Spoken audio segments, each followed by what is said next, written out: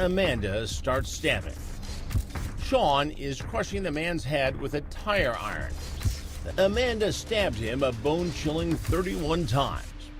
Blood spatter everywhere, on the pictures, the walls. The couch is soaked. The state police! Imagine waking up one morning and finding a letter in your mailbox from a famous serial killer who has been in prison since the 1980s. When you open it, you're relieved to find not a creepy souvenir but a birthday card for your baby with a handwritten message saying nice things about your family. For most people, getting any mail from a serial killer would be very unusual and disturbing, but for Rex and Amanda Taylor, it was normal and something they looked forward to. The infamous Night Stalker serial killer Richard Ramirez had sent them a similar card after becoming long-distance friends with the couple through years of writing letters back and forth. Looking back, this particular friendship seemed to foreshadow a dark future. As the saying goes, show me your friends and I'll show you your future.